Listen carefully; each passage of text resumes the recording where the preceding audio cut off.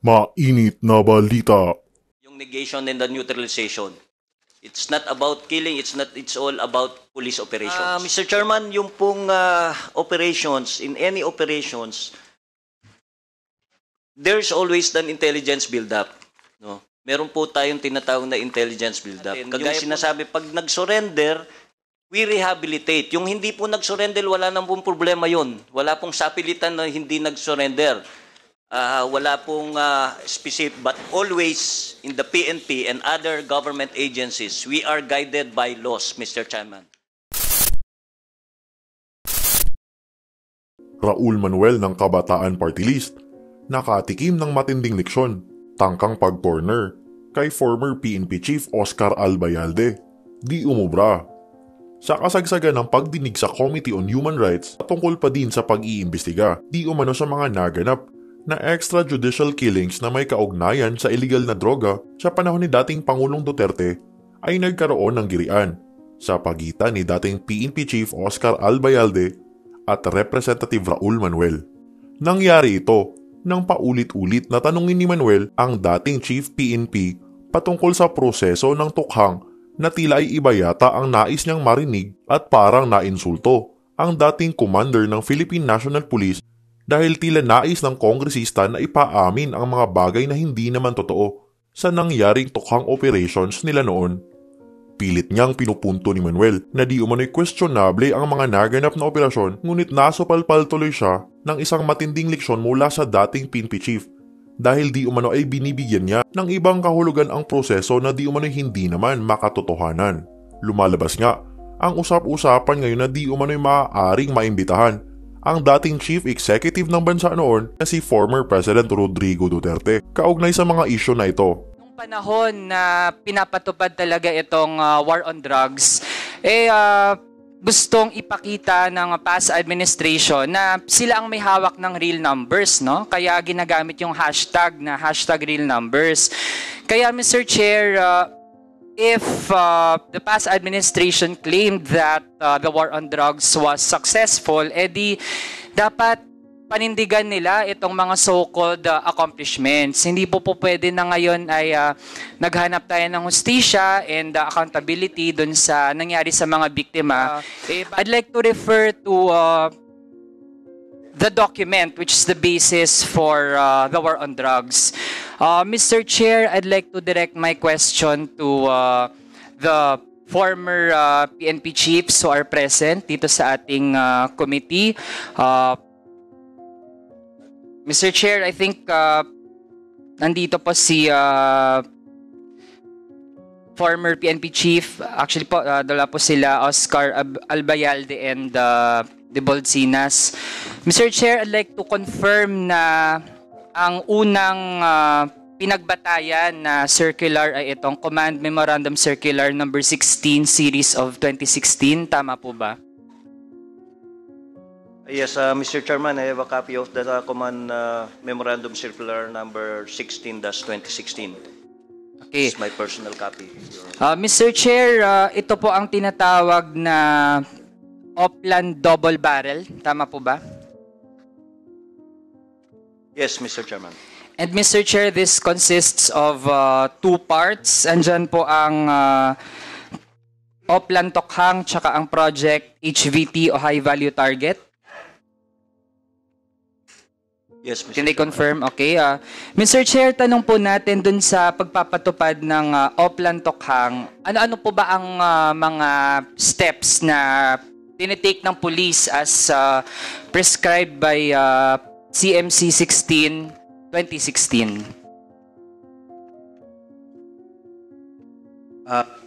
Mr. Chairman, as stipulated in the Memorandum Circular, meron pong mga stages yan. Doon sa Oplan Tokhang, it's very clear there. It's written that the first stage is the collection and validation of information stage, and then the coordination stage, house-to-house visitations, processing and documentation, and then the monitoring and evaluation. Okay, Mr. Chair, doon sa collection and validation,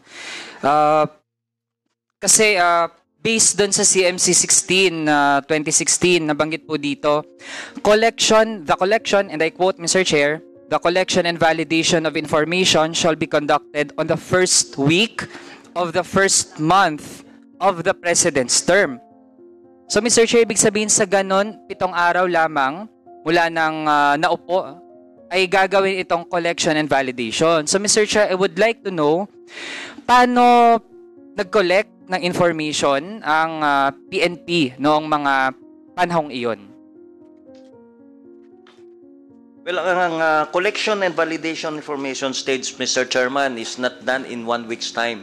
This is a continuous process. Hindi po ito ginagawa in 1 week's time and then yung 1 week, then yung mga nag-surrender, which I recall, resulted to more than 1 million, hindi mo po makonsolidate in 1 week yon.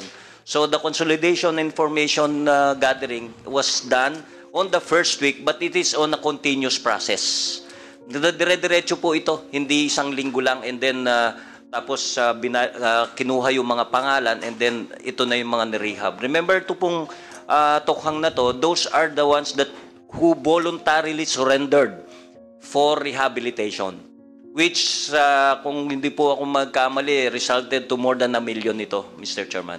Okay, Mr. Chair, ano-anong mga impormasyon ang kinolekta mula doon sa mga suspected na mga drug users and pushers? Maliban po doon sa sinasabi nila knock and plead, meron pong mga coming from the BADACs or the Barangay Anti-Illegal Drugs Councils, no? And of course, and some intelligence information coming from different sources. Marami po kasi pwede maging source yan, Mr. Chairman, kaya kinoconsolidate po yan. Mr. Chair, paano po nag-verify ng mga impormasyon na nakukuha? Kasi at first, no, nabanggit po, umabot sa milyon ang mga suspected drug pushers and users. So, mula dun sa ganun karami, paano vine-verify para masala kung sino talaga ang mga dapat na puntahan ng ating pulis? Groundworks po yan, Mr. Chairman, coming from the different police stations going up. No?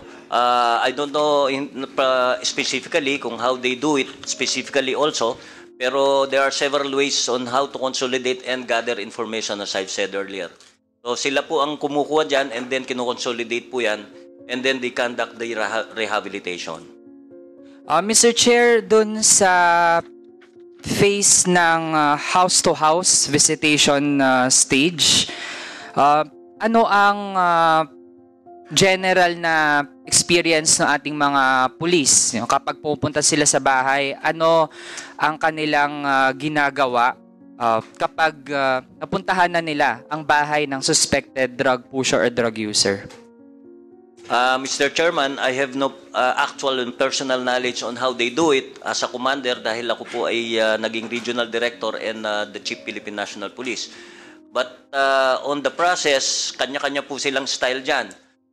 Although ang nakasaad po dito is only knock and plead. Yun po ang ibig sabihin kasi ng tokhang. It's a Bisayan word which means knock and plead. Wala pong sapilitan ito, Mr. Chairman, and they do it, they do it randomly in different houses. Kaya wala po silang search warrant, yes, but because they knock and plead. Wala pong sapilitan na nangyari dito, Mr. Chairman. Okay, Mr. Chair, tanong po natin kasi batay sa CMC 16, 2016, sa processing and documentation stage, and I quote, Part 4A, all suspected drug personalities who shall voluntarily surrender shall be required to fill out a voluntary surrender form. So, Mr. Chair, tanong po natin, paano po yung mga hindi voluntarily na magsusurrender? Ano po ang ginawa sa kanila ng police? That I have no knowledge of, Mr. Chairman, because as you have said, they did not surrender. So wala po kaming information on that, Mr. Chairman. I think, Mr. Chair, since ito ay operasyon na pinamumunuan ng pulis, then dapat meron po tayong makuhang sagot. Dahil nga, Mr. Chair, meron silang listahan ng mga suspected na drug pushers or users, and as said, sabi po nila, verify po yun, di dapat handa po tayo sa mga kung ano mga senaryo. Kasi pag hindi po natin nalalatag ng maayos yung proseso, doon pa lang, ibig sabihin pwede yung maging prone sa misinterpretation, o pwede pa nga ay magkaroon talaga ng mga violations ng karapatan ng mga kababayan natin kapag inimplement na ito sa iba't ibang bahagi ng bansa. So Mr. Chair, gusto ko lang i-reiterate yung tanong na okay, sabihin natin may mga pinuntahan sa bahay, nag-fill out ng voluntary surrender form. Meron po bang mga hindi nag-surrender at ano po yung nangyari sa kanila? Well, yung pong hindi nag-surrender, we presume that they don't need to be rehabilitated, Mr. Chairman. Yung pong nag-surrender sa amin is yung mga who voluntarily surrendered because they want to be rehabilitated. And they were all actually accommodated. Lahat po nung nag-surrender are all documented. And I'm sure the different police stations still have those documents, Mr. Chairman. Mr. Chair, ang sinasagot po kasi ay yung mga voluntarily surrender di umano. So, ang assumption pa nga dun ay malinis talaga yung proseso. Mr. Chair, kasi, nasa section 4E, and I quote, any person suspected to be involved in illegal drug trafficking who denies or refuses the house-to-house visitation shall be referred to the anti-illegal drug units for immediate case build-up and negation. Mr. Chair, pwede po bang maipaliwanag ano po yung ibig sabihin ng negation?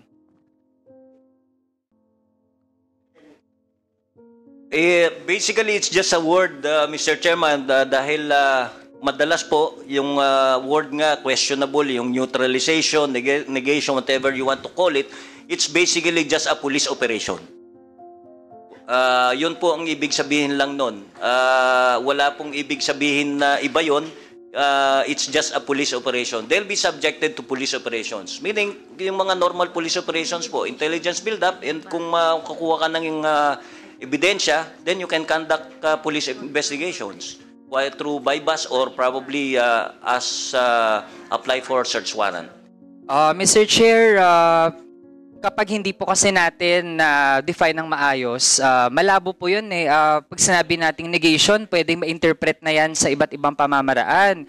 Pwedeng halimbawa suspected, nagbebenta ng droga, tapos para mapigilan mo siya sa kanyang ginagawa kasi gusto mong i-prevent yun o i-negate yun, ang daming pwede interpretation at pwedeng kasama nun ay pagpatay. Kasi nga, as mentioned by the former PNP chief, hindi nila masasabi ano yung general na ginagawa. Kaya pwede talaga, iba-iba yung mangyari. At worst, ay pwedeng may mapatay talaga para lang manegate kung ano yung kanyang unang ginagawa, which is being suspected of being a drug pusher or ano pang bahagi dun sa drug trade. No? So, kung ganun, Mr. Chair, ang dating kasi ng ganitong proseso pa lang sa pagkakalatag ng CMC 16, series of 2016, ay para bang presumption ay guilty na kung sino man yung nasa listahan. Ang dating ay ang choice mo na lang ay mag-surrender ka, at kung hindi ka mag-surrender, inenegate ka. No? At kung ano man yung interpretasyon na nun ng mga police sa iba't ibang areas.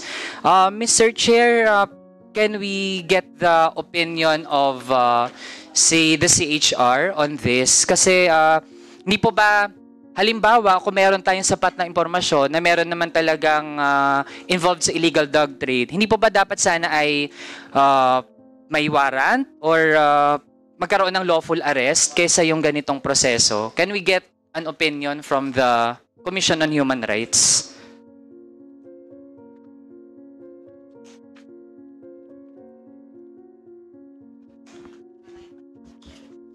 Yes, Your Honor. On the part of the Commission on Human Rights, siguro we would like to emphasize, Your Honor, the right of every individual to due process of law.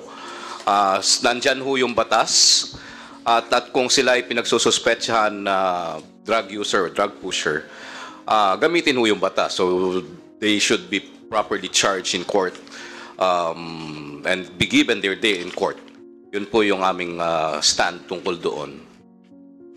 Kung ganun, Mr. Chair, ibig sabihin we have officials in government who are saying na merong questionable talaga dun sa guidelines pa lang. No? Kasi nga, pag sinabi nating negation, kahit nga po ang Philippine National Police, hindi ma-define ano po yung negation. At as it turns out, meron na po talagang mga napatay at andito po ang mga relatives na mga victims na posibleng nadamay sila dun sa ganitong negation na hindi man lang talaga natin ma-describe ng maayos kung ano po ito. So ito, Mr. Chair, may isa pang term na actually at least three times nabanggit din dito sa CMC 16, neutralization. So kung hindi po ma-define ano yung negation, baka po yung neutralization ma-define po. So can we ask, ano naman po yung neutralization? Again, Mr. Chairman, yung pong negation, whether it's negation or neutralization, hindi po ibig sabihin yan is yung sinasabi, it's how you interpret it, no? Kung talagang pong kasi yung sinasabi nyo, yun ang interpretation, how come we have arrested more than 300,000 people during that time also, compared to the 6,252 na alleged killings, no? So, hindi po yung negation is ibig niyang sabihin yung kung ano sinasabi nyo. It's just a general term, no? It's a general term that we commonly use in the Philippine National years ago, so many years ago. At wala pong interpretation yon na sinasabi na ganito ang gagawin. It's either you arrest or you do an operation within the limits of the law. Remember, nakakonsentrate po kasi tayo dito sa sinasabi nila dun sa processing. If you will notice also on page 17 of this memorandum circular, maliwanag po doon sa sinasabi, doon sa page 17 under letter E, that all operations shall conform with the provisions of RA 9165, the rules of court, and strictly observe the rights of the accused enshrined in the Bill of Rights under the Philippine Constitution and allied laws, rules and regulations, as well as internationally accepted principles of international laws, public policy, and with due observance of human rights. So, hindi po ito sinasabi, yung negation, it's siguro kung sino ang nag-i-interpret nito. But we do not interpret that negation as one-sided, Mr. Chairman, especially so sa Philippine National Police po. Okay, Mr. Chair. General, mayroon lang akong gustong itanong. Nabanggit nyo that you were able to arrest 300,000.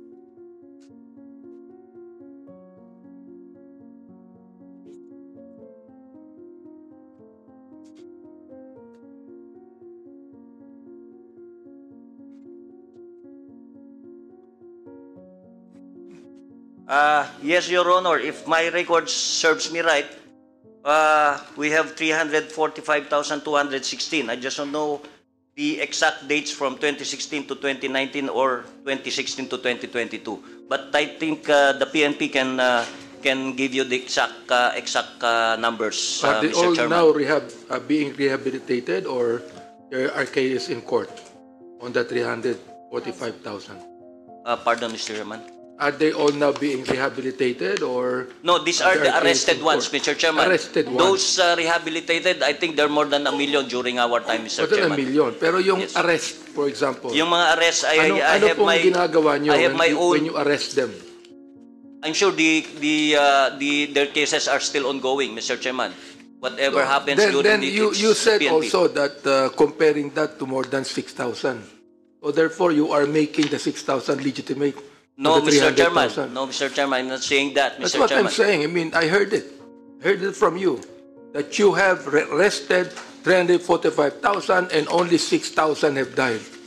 So I'm therefore, asking- you are legitimizing the No, Mr. Chairman, I 345,000 never... as against the 6,000? No, Mr. Chairman. Please, Okay. you got me wrong, Mr. Chairman. Ang sinasabi ko lang po dito is yung sinasabi na word na negate, no? Yung negation and the neutralization. It's not about killing, it's all about police operations. Whether it's arrest or police operations resulted to the killing of the suspect.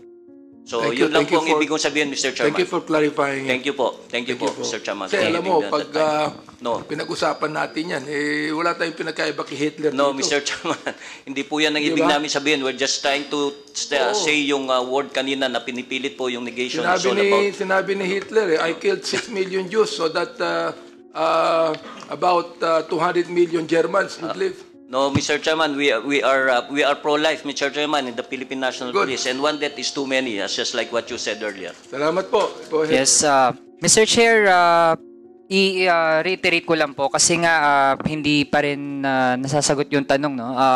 Una yung sa negation, tapos yung neutralization, kung pareho ba yun, magkaiba ba yun, and kaya po siguro hindi masagot kasi nga hindi din malinaw talaga kung ano bang gusto mangyari dun sa mga napagsususpetsahan. Ang nakapanguna lang po talaga parang tinatrato na guilty po sila kasi supposedly naman kung merong sapat na ebidensya na bahagi sila ng drug trade, edi bakit hindi mag-file or mag-process para magkaroon talaga ng warrant of arrest sa kanila. Ang dating po ay mag-house to house pa tapos kung hindi mag-voluntarily surrender kasi nga suspected po Again po, hindi pa po ito mga may kaso talaga. Suspected pa lang pero bakit po voluntarily surrender? Yun pong hindi ko maintindihan, Mr. Chair. So surrender ka pero wala ka pang kaso. So, ang dating nun, Mr. Chair, paano pa kapag hindi ka nag-surrender, inenegate ka na. At kasama dun sa mga negated, buhay po nila yung na-negate, Mr. Chair. Napatay po sila.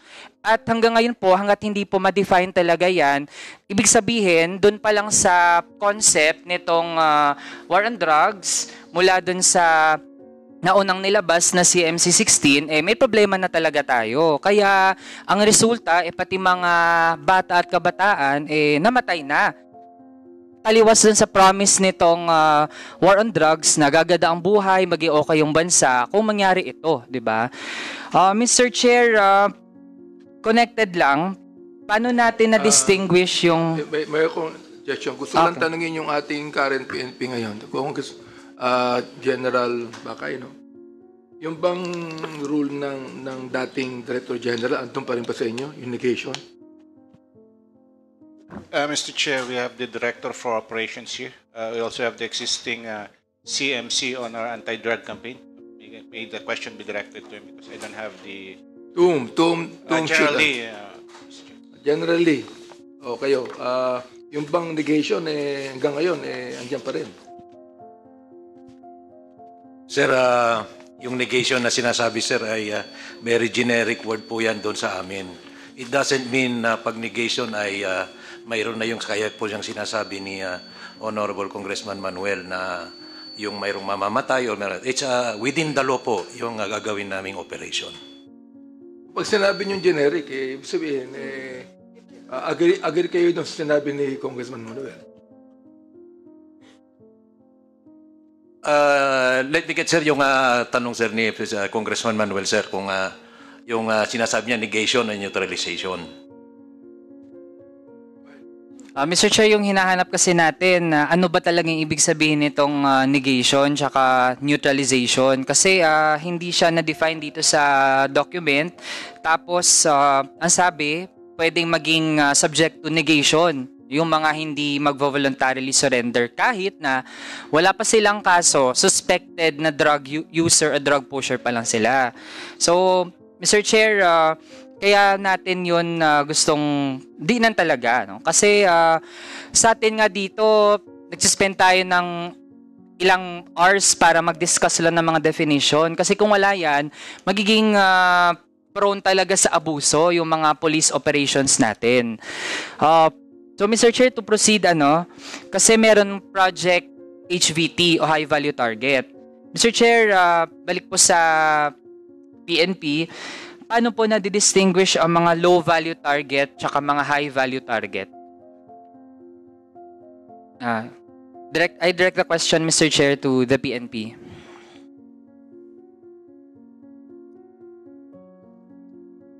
Baka si General Lee could be able to answer that. Sir, yung mga high value target, sir, base doon sa definition po noon, is yun po yung mga big time drug pushers at saka mga syndicates, members po ng syndicates. Yung low value po ay yun po yung mga street level. By being a member of a syndicate, Mr. Chair, ibig sabihin kasama doon ba kung sino yung parang leader nila, tapos pati yung mga hindi din naman leader pero bahagi nung chain nung paano yung drug trade sa lugar nila. Tama po ba yun?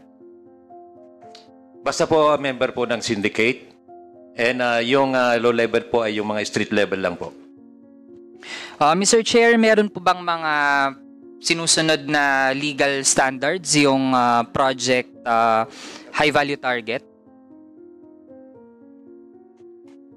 Sir, sa ngayon po, I will just speak doon sa ginagawa namin ngayon, doon sa anti-illegal drug campaign, which is the current Memorandum Circular ADORE. Yun po yung pinapatupad ko. I cannot speak doon po sa previous na campaign. Okay, so Mr. Chair, since this is referring to Project High Value Target sa ilalim po ng Project Double Barrel, so sa implementation, Mr. Chair, I would refer this again no, dun sa former PNP chief, no? Kung ano po ang mga legal standards na sinunod dun sa Project High Value Target. Mr. Chairman, yung pong operations, in any operations, there's always an intelligence build-up. No? Meron po tayong tinatawag na intelligence build-up. Kagaya po na sinabi, pag suspected ka, you just operate for a person na suspected. You have to build up an intelligence information, gather intelligence information. And if so warrants po, Mr. Chairman, kung talagang pong kailangan, we apply the necessary search warrants or the bypass operations nangyayari po noon. No? Kaya po yun yung sinasabi natin, yung sinasabi pag nag-surrender, we rehabilitate. Yung hindi po nag-surrender, wala nang pong problema yun. Wala pong sapilitan na hindi nag-surrender.